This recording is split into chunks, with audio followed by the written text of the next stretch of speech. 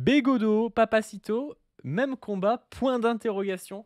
On va parler de ça, pourquoi? Parce que dans la dernière, capsule sur, Papacito et Alice Cordier, Zoé compare Papacito à Bégodeau. Alors ça a fait rager dans les commentaires, ça me fait rager en MP, de gens qui disaient: «Papacito, c'est pas pareil que Bégodeau». Sauf que pour Zoé, tous les mecs sont dans la même case, all men, et Papacito, Bégodeau ou Éric Zemmour sont les mêmes personnes.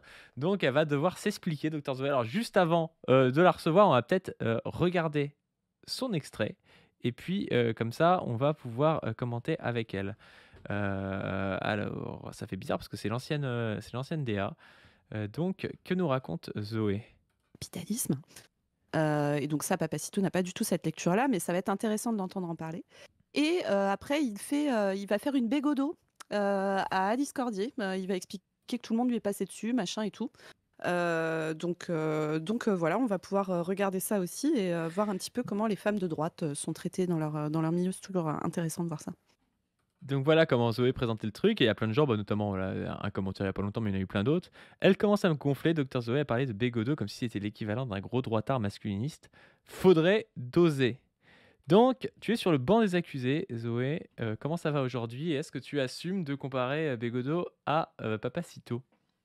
Salut Padu, bah, écoute, oui, je vais venir m'expliquer. Je suis sur le banc des accusés, parce que j'ai touché à l'idole, et du coup, il y a plein de fans de Bégodeau, alors il y en a eu un peu dans les commentaires, YouTube, moi j'en ai reçu plein en MP, vraiment sont extrêmement choqués, que j'ai fait, 5 secondes, de petites blagues, au début. Alors en plus, si on est très honnête, je crois que quand on reparle, au-delà de l'intro, du fait que, voilà, que Papacito, attaque à Discordier sur, son nombre supposé, de partenaires, c'est, absolument immonde et que c'est un ressort, dégueulasse. Je redis que c'est le même ressort que ce qu'avait fait, Bégodeau, il y a quelques années, on va en reparler. Je le sauve un petit peu parce que je dis que quand même la différence c'est que, c'était pas, forcément, une parole qui était faite pour blesser dans le cas de Bégodeau, c'était un truc, dans son entre-soi, avec sa cour, pour faire, rire la galerie, n'est-ce pas? Alors que Papacito, c'est vraiment un truc lancé comme une attaque, précise pour cette personne en particulier. Bon, Bah non, la alors petite différence, c'est quand même que Papacito, il répondait à Alice Cordier qui l'avait clashé, alors que Bégodeau, c'était un peu gratuit, par contre. Bégodeau, il a fait ça gratos, juste, on va dire pour le plaisir de l'art et du geste, mais il l'a fait en plus petit comité et ça n'avait pas vocation à se retrouver autant diffusé que ce que ça l'a été. Il n'empêche que c'était quand même sur un endroit public. Alors, toute petite chose avant de revenir sur, la blague, je ne peux pas m'empêcher de me dire: «Là, les gens qui réagissent comme ça, c'est des gens qui aiment beaucoup Bégodeau, a priori». Parce que sinon, bon, bah, tu te fais pas chier à écrire un commentaire, pour défendre un type et cetera. J'imagine que quand tu aimes beaucoup Bégodeau, tu es quelqu'un qui aime bien son côté un peu, voilà, grinçant, va titiller, qui est même un petit peu, voilà, un petit peu jouteur, parfois même un peu, il aime bien la polémique et cetera. Donc ils aiment Taquin. beaucoup ça. Ouais, voilà, taquin. Ils aiment beaucoup ça quand c'est Bégodeau. Par contre, on fait 5 secondes de blague sur lui. Là, tout de suite, ça va pas du tout, quoi. Bon, moi, je trouve ça toujours assez particulier, on puisse, trouver ça parfaitement normal, qu'un type, se permette des phrases qui sont quand même extrêmement, discutables. Puis ensuite d'écrire un bouquin entier pour expliquer pourquoi il va pas s'excuser parce que gna gna gna et tout, on va y revenir. Par contre, on utilise l'expression «faire une bégodo», pour parler d'un homme qui, bah, fait ça, c'est-à-dire, parler d'une femme nommément, en disant qu'elle a énormément de partenaires, et que du coup, bah, c'est un peu dégradant. Désolée, mais c'est la même chose en fait, c'est la même blague. Alors elle est pas mise dans le même contexte et tout, mais moi comme Bégodeau trouve ça normal de ne pas s'excuser après avoir dit ça, bah, écoutez, je trouve que c'est de bonne guerre, de dire en petite blague, faire une bégodo pour à chaque fois qu'un type, va prendre la parole publiquement pour attaquer une femme sur son nombre de partenaires. Et je vous le dis en spoiler, ça va être que des énormes droitards qui font ça parce que à part bégodo, normalement à gauche on fait pas ça en fait. Bref. Bah, surtout avec, le ressort utilisé, tu vois, c'était pas non plus une blague juste, tu m'avais dit ça l'autre jour, il a pas dit: «Ouais, la cuisine» ou je sais pas quoi, qui serait une blague misogyne, mais qui serait une blague misogyne, on va dire moins grave. C'est vraiment la blague en mode, la meuf, c'est une serpillière, tu vois? Ouais. C'est une serpillière, un pur objet sexuel, vraiment la réduction de la femme au pur objet sexuel, heu, qui en plus le ferait de son plein gré, tu vois? Parce qu'elle serait assoiffée de sexe, c'est aussi le thème de, presque de la nymphomanie, tu vois? Qui a pour le Mmh. coup, dans l'histoire de la psychiatrie été un thème aussi de, pour contrôler les femmes un peu, qui sortaient des codes de l'hétéronormativité classique. Tu sais, on disait: «Elles sont nymphomanes», en mode elles sont folles en fait parce qu'elles ont des rapports sexuels en dehors du mariage ou des rapports non hétérosexuels ou des choses comme ça. Ça a toujours été, un truc du patriarcat de considérer que ces femmes-là, sont hystériques, sont nymphomanes, ou des choses du genre, quoi. Totalement. Et donc je remets un petit peu le contexte, même si la majorité des gens le savent, je fais très vite. François Bégodeau, il y a plusieurs années, il a un blog, dans lequel il discute avec des gens, qui sont fans de lui. Voilà, donc bon, moi je connais pas bien le blog, mais je vois un peu quelle doit être l'ambiance, hein. Ça doit être une espèce d'ambiance un peu, le coq et sa basse-cour et tout ça, et ça discute et ça rigole et cetera. Il s'est mis à parler de Ludivine Pantini, qui est une historienne, qui travaille notamment beaucoup sur les luttes sociales, dont j'aime beaucoup le travail, bref, voilà, qui une historienne de gauche. Il parle du travail, de cette femme, et au fur et à mesure de la discussion, il finit par lancer une blague, qui est de dire que, cette femme, tous les auteurs de La Fabrique lui sont passés dessus, heu la blague est encore plus drôle parce qu'après il dit: «Même la Gannery qui est notoirement un homme homosexuel», et donc du coup ça rend le truc encore plus rigolo. Bon, Et qui ne publie c'était pas à la Fabrique d'ailleurs. voilà, et qui ne publie pas à La Fabrique, mais Bantini non plus d'ailleurs, bref. Heu, donc bon, c'était extrêmement marrant, tout le monde a beaucoup, beaucoup rigolé.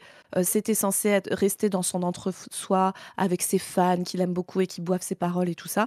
Il se trouve que, Ludivine Bantini, elle en a eu vent, de ce truc-là, et qu'elle a eu le mauvais goût de ne pas apprécier. Bon, voilà, et donc elle a dit publiquement qu'elle n'avait pas apprécié. D'abord en Bégodeau a privé, dit je crois, hein, de ce que j'ai compris. Et d'abord, elle lui avait même parlé en privé et tout, et le non, mec, je crois que refusait c'est ça qui lui r non, c'est un des trucs de qu'il lui s'excuser. reproche. C'est un des trucs qu'il lui Ah reproche, bon? c'est de ne pas être allé lui parler en privé, d'en avoir parlé en public d'abord. Alors moi, j'ai envie de dire: «Écoute, tu l'insultes sans lui demander son avis, et d'un coup, tu deviens extrêmement tatillon sur les règles de politesse, sur dans quel ordre on en parle aux gens». Enfin, c'est toujours pareil, ça, c'est comme avec la blague, hein. Donc en fait, soi-même, on peut se permettre tout un tas de trucs, mais par contre, quand les autres ne respectent pas les bonnes règles de bienséance, là, tout de suite, on est très, très, très, très, très fâché. Bon, voilà, hein, fragilité masculine, j'ai envie de dire. Pardon.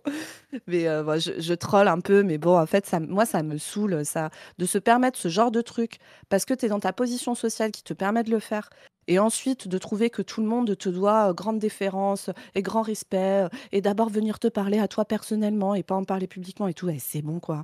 Bon bref, et donc Mais surtout qu'en voilà, plus, bref. le fait qu'il refuse de s'excuser, c'est assez aberrant parce que tu vois, cette blague, c'est une blague qui est misogyne, mais il aurait dit, ouais, enfin, je veux dire, je pense que l'immense majorité de la population fait des blagues qui sont parfois misogynes.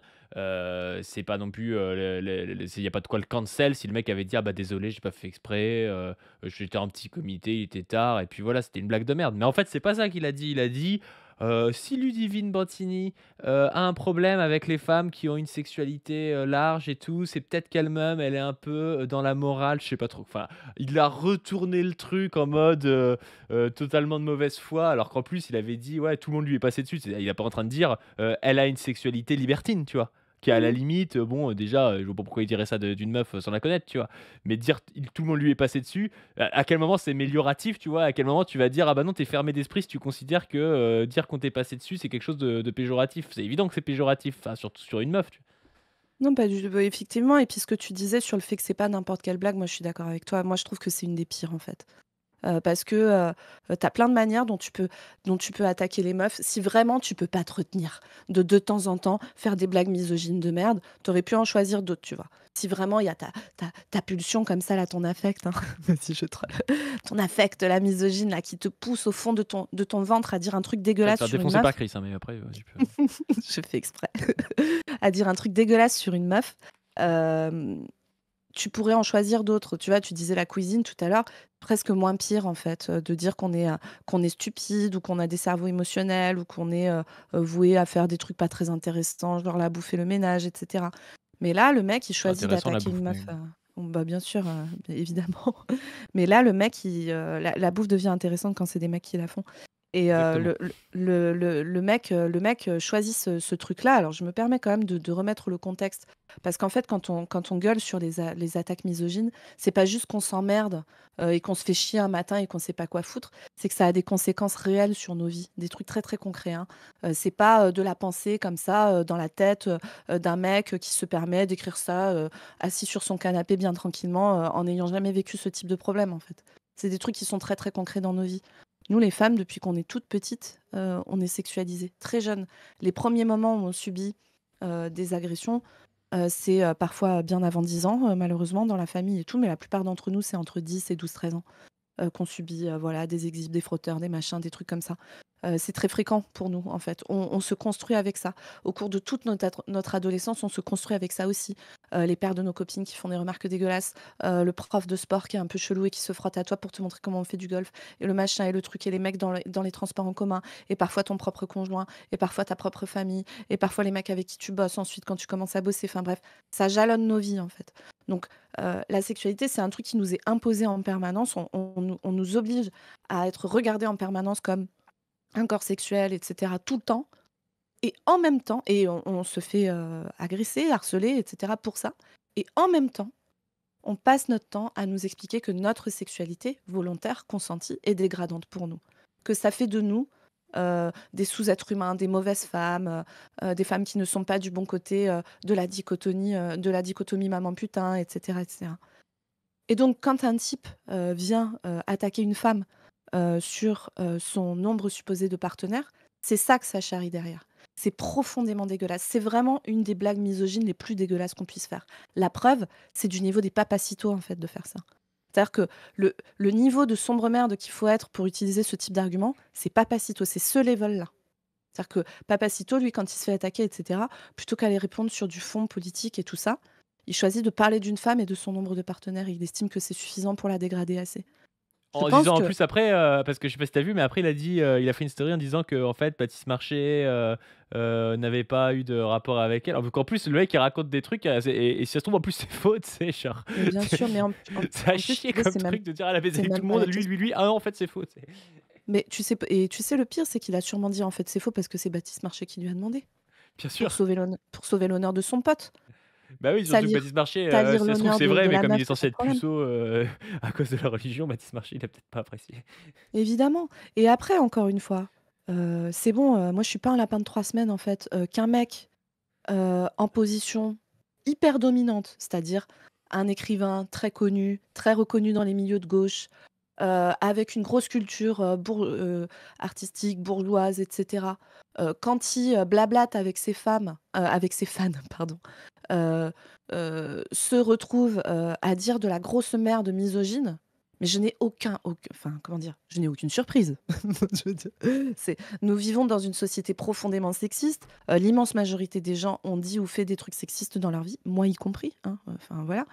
Heu, Zoé, un sauf que PB, les hein. mecs qui sont en position de domination, et tout ça, le font encore plus, en fait, parce qu'ils sont en position pour le faire, et parce qu'ils sont aussi en position de trouver qu'ils sont parfaitement légitimes à le faire, et qu'après tout, c'est pas très grave, et que moi, ma Mais production artistique et mon machin et mon truc, quoi. tu vois, dans une moindre mesure, parce que c'est quelqu'un quand même qui est beaucoup plus formé et plus fin, Bégodeau, tu vois? Mais il me fait penser, quand il fait ça, et quand il est en mode: «Ah mais vous êtes dans la morale», à des Frédéric Becbédé, c'est des Ouais. mecs qui disent: «On peut plus draguer», tu sais? Ou des trucs comme ça. Alors qu'en fait, ils sont dans des positions de gros dominants, et ce qu'ils appellent draguer au fond, bah, c'est toujours dans des rapports de domination avec une serveuse, avec une fan, avec des choses comme ça, et ils le voient pas, Mmh. tu vois?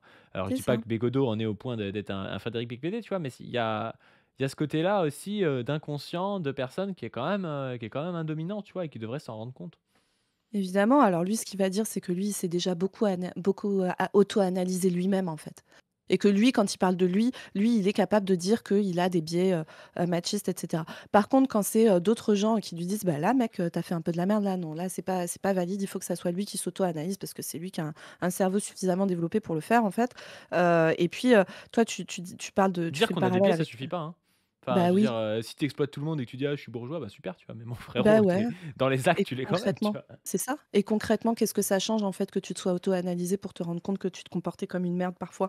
Ça a changé quoi sur la vie des gens qui te croisent, sur la vie des gens qui subissent, les blagues que tu fais. Tu vois, tu faisais le parallèle avec Bec BD sur le droit de draguer. Bégodeau, il a eu quand même la décence de ne pas aller jusque-là. Par contre, il a demandé le droit à faire de l'humour, le droit à rigoler.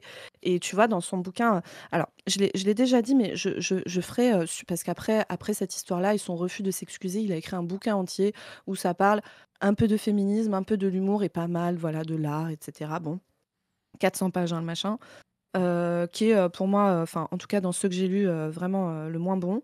Et moi, j'ai beaucoup de trucs à dire dessus et notamment sur ce qu'il dit sur le féminisme, la critique du féminisme moral et tout ça. J'ai vraiment plein de trucs à dire, mais ça, pour le coup, j'aimerais vraiment le faire, sur un format, travaillé, sourcé, parce que, allez, en plus, enfin, comment dire? Moi, je reconnais, l'importance que Bégodeau a pu avoir dans la formation intellectuelle de certaines personnes et notamment le fait qu'il ait pu amener des gens à gauche et tout et ça, vraiment, moi, je veux bien l'entendre.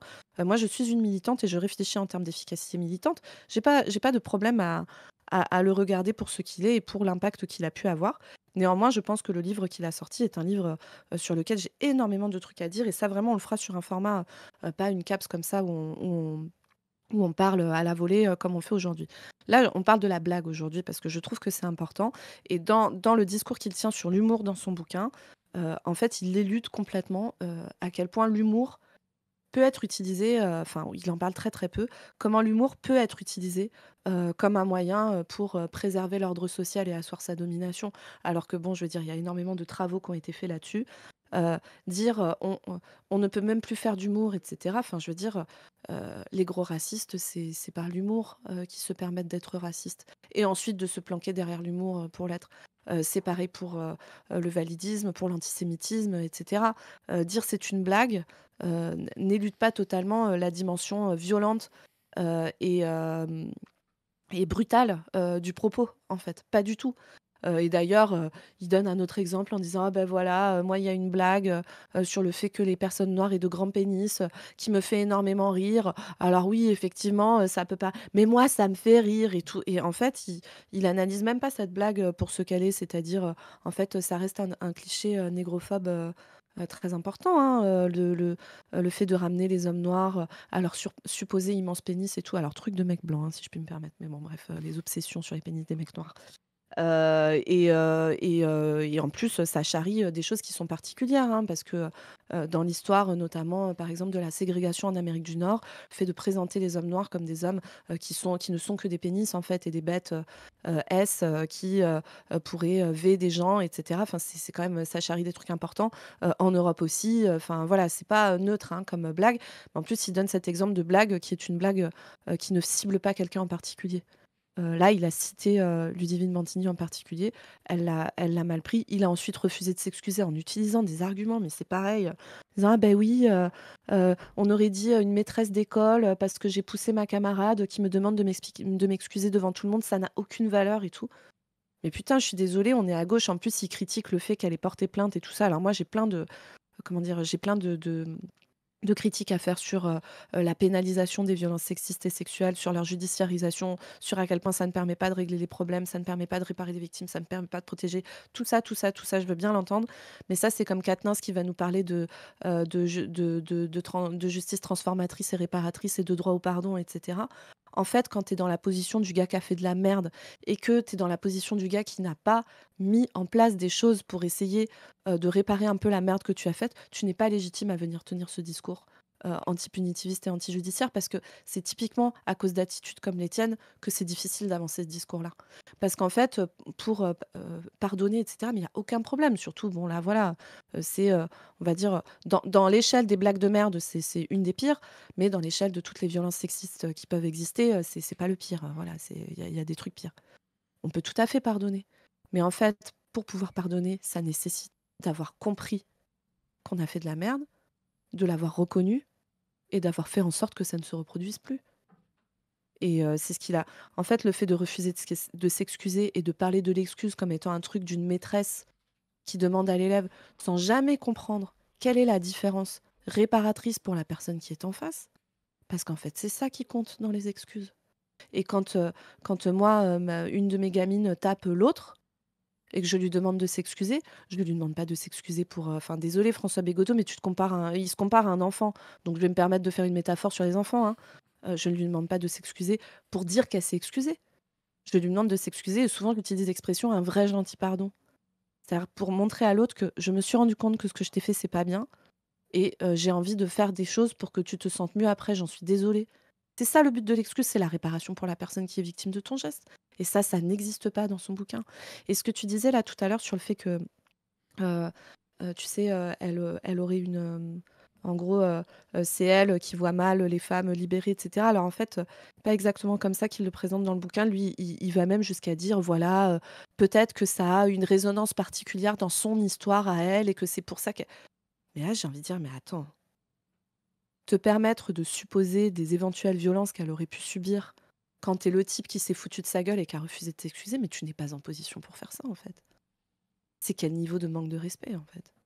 Enfin, pardon, mais et voilà, alors, encore une fois, les amis, y a le bouquin, il y a plein de choses qui sont dites dessus. Il y a vraiment plein de choses qui sont un énorme problème, même dans la conception qu'il a, du féminisme, du militantisme, de tout ça, des questions qui peuvent se poser, des mises en tension qui peuvent se poser au sein du mouvement féministe. Il en a une compréhension qui est catastrophique et vraiment, on fera un format bien travaillé dessus pour expliquer pourquoi. Mais là, vraiment, je le redis sur cette blague qui était une énorme blague de merde et sur laquelle il s'est comporté comme une merde derrière.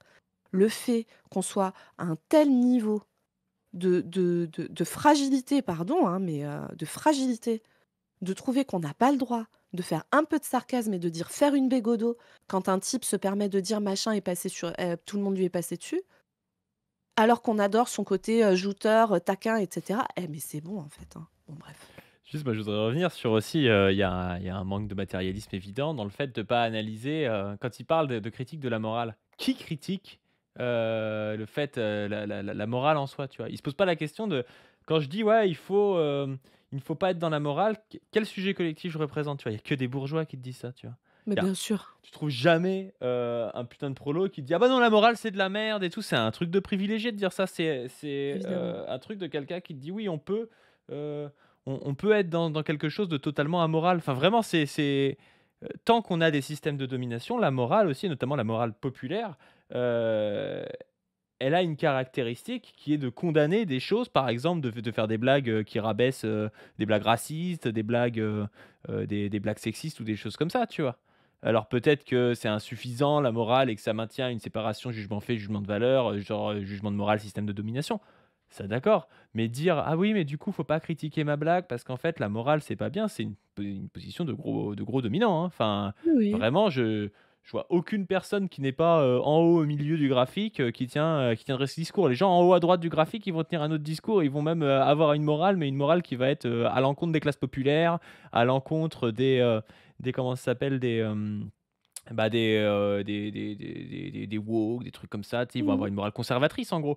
Mais le fait Mmh. de pas avoir de morale comme ça, enfin de dire: «Ouais, il faut être dans, l'amoralisme», tu vois? C'est vraiment le truc de: «Je suis en haut, au milieu, moi j'ai pas de souci et je juge les autres qui ont des morales et qui essaient un peu de s'en sortir comme ils peuvent», tu vois?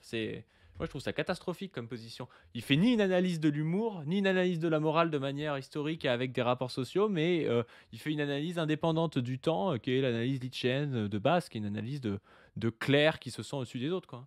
Exactement. Et tu vois, pour terminer, moi, en plus, si tu veux, enfin, moi, je suis pas team, cancel Bégodeau, hein. C'est-à-dire que qu'il ait été important pour des gens, j'ai aucun problème avec ça. Qu'il le soit encore pour plein de gens, je n'ai aucun problème avec ça. Que des gens lui parlent, que des gens l'invitent et cetera, mais libre à vous, en fait, hein. Enfin, moi, ce n'est pas mon sujet, en fait, hein, de dire: «Faut plus jamais lui parler de toute la vie et tout», je m'en bats les couilles. Par contre, j'estime que et là, je le dis pour tous ses fans, s'il est lui-même légitime à faire ce type de remarques, à s'épancher pendant des heures et des heures et des heures et des pages et des pages et des pages ensuite, pour trouver que quand même, voilà, je me justifie pendant 1000 ans et non, je ne vais pas m'excuser et cetera. Il est légitime à ça. On est putain de légitime à dire juste: «Eh, c'est de la merde ce qu'il a dit et d'ailleurs maintenant pour me foutre de sa gueule, je vais dire faire une bégodo à chaque fois qu'il y a un débile de droitard, qui dit ça». Et donc il s'agit pas de cancel encore une fois et là, putain, quand tu vois ce genre de réaction, moi j'ai reçu mais je sais pas combien de messages privés de gens qui sont là: «Ouais franchement c'est trop malhonnête et tout machin», mais j'ai envie de dire: «Mais qui sont les woke là? Qui sont les cancellers là? Vous êtes pas capable de supporter 5 secondes de blague là-dessus?» C'est trop bizarre de trouver ça autant normal qu'un mec dans une position aussi dominante se permette des trucs aussi crades en termes de phrases et derrière, de s'offusquer, d'une mini remarque d'une vidéo à 40 000 vues, sur YouTube, pendant 5 secondes quoi. Bon bref. Donc voilà, qui sont les woke et qui sont les cancellers, hein? C'est ça la vraie question. J'ai juste envie de rajouter que amoralisme-là, c'est l'envers de ceux qui bandent sur la common decency, tu vois? Mmh. C'est-à-dire qu'il y a 2 avis catastrophiques, c'est de dire, les classes populaires, par définition, leur morale est la bonne, tu vois? Donc ça, c'est le Mmh. truc de Michéa, mais que tu retrouves aussi, des fois dans, la pensée des affects, hein, qu'on critique avec Chris, de dire: «Ah bah, il y a des gens, ils ont des affects et comme c'est des affects de classe populaire, elles sont quand même bonnes». Alors ça peut être des affects qui sont parfois, qui vont parfois dans le bon sens, oui, mais ça peut être aussi des affects réactionnaires, par exemple l'homophobie, par exemple le sexisme, par exemple le racisme et tout. Et donc du coup, tu t'adaptes à un espèce d'état de fait que tu considères bon en soi quand tu es dans le truc de la décence commune, dans cette pensée-là, tu vois? Et cette décence commune, elle va s'opposer justement à des espèces de bourgeois qui, eux, n'auraient pas de morale, tu vois? Et vraiment, c'est une opposition qui, ne permet pas de comprendre et qui tombe dans deux choses dans lesquelles il faut pas tomber. Parce que dans un cas, on est obligé de s'adapter, à la conscience réelle, actuelle du prolétariat, qui est une conscience parfois réactionnaire, et dans l'autre cas, bah, on est, là-haut dans les nuages, à ne pas questionner, ses propres actes parce qu'on dit: «Ben, il faut pas de morale, donc je ne questionne pas mes propres actes et donc je suis un dominant, mais en fait, je m'en fous», tu vois? Et C'est la ça. réalité, c'est que, il faut essayer de comprendre la morale actuelle, vers quoi elle peut tendre et vers quoi, vers comment elle peut tendre vers un maximum de progressisme et de remise en question des systèmes de domination, tu vois? Mmh. Oui, oui, tout à fait et puis, en plus, tu vas revendiquer qu'on n'est pas moral alors que, du coup, on place la création artistique, pour une raison que je ne sais pas, au-dessus de tout le reste, tu vois? La création artistique, ça serait un truc, Bah, quand tu es en haut au inaccessible à milieu la du graphique. critique.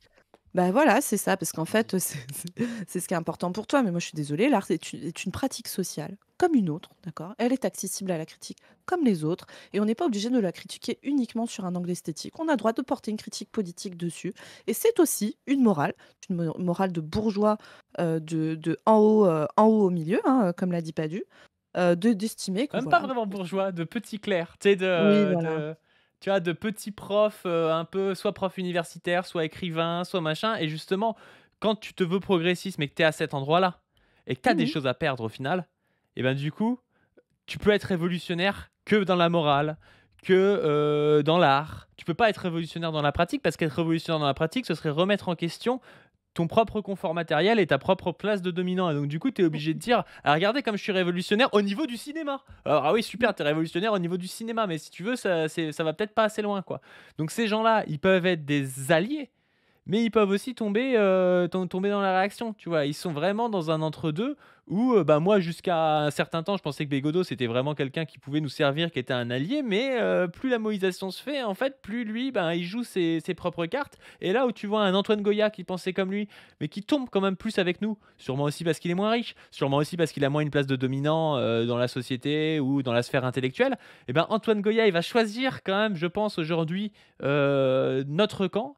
Là où Bégodeau, ben, il choisit un peu son propre camp et il va finir par s'esseler. Là, il est avec Aude Lancelin, tout ça. Il a un parcours qui fait penser à des parcours, à la Bec BD, à la Hanfray, à des gens comme ça, avec 10-15 ans de retard, tu vois? Et c'est triste, hein, c'est triste au final de le voir comme ça. C'est ça et c'est comme ça que tu te retrouves, à lire son bouquin où le mec, considère qu'en fait, il y a des gens, ils ont des passions. Parfois leur passion, c'est le féminisme et l'anticapitalisme et tout et que voilà et que c'est des passions et que ils essayent de les faire matcher ensemble, mais comme ça matche pas trop, ils y arrivent pas et du coup alors bien sûr, c'est des meufs, hein, qui font ça et du coup, comme elles sont trop connes et qu'elles ont pas lu Federici et machin, c'est ça le bouquin, hein, quand même, hein. Et vraiment là, j'ai envie de dire: «Mais mec, avoir cette vision-là du militantisme». Alors peut-être que lui, c'est sa passion de parler de politique parce qu'en fait, les différentes politiques n'ont aucun impact grave sur sa vie. Il a pas de problème de logement, il a pas de problème de racisme, il a pas de problème de misogynie, il a pas de problème d'accès aux soins. Il a pas. En fait, il est dans la parfaite position pour se mettre à voir la politique comme un passe-temps et une passion.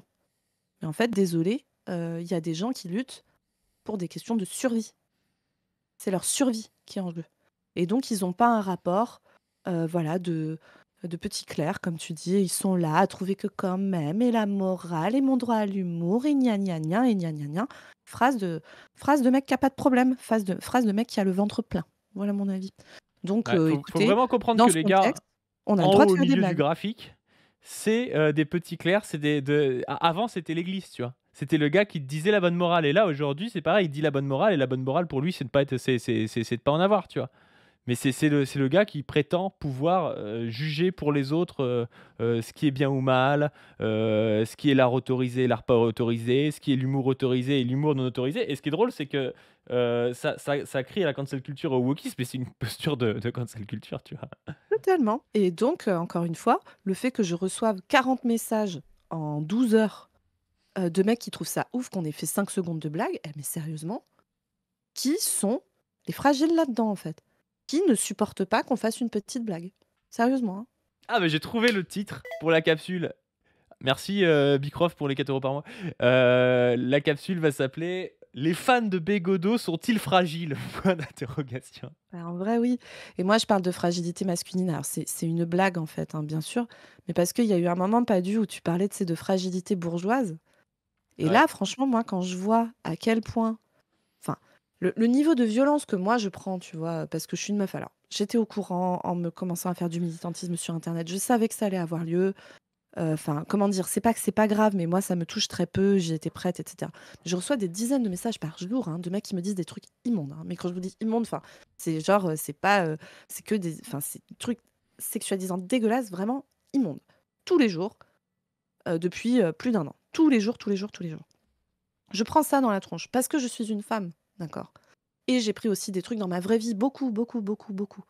Et là, le fait que des mecs se permettent ce type de remarques-là et s'offusquent à ce point-là pour un truc aussi peu grave, c'est pour ça que je parle de fragilité masculine. Je ne dis pas que ça concerne tous les mecs, mais particulièrement ces mecs-là, là, qui n'ont aucun problème jamais dans rien et qui, du coup, ont tellement pas de soucis que ça devient insupportable pour leur petit cœur blessé de leur ego de je sais pas quoi. Putain, vivez des trucs plus durs dans vos vies, hein, comme ça vous fera relativiser, hein, bref.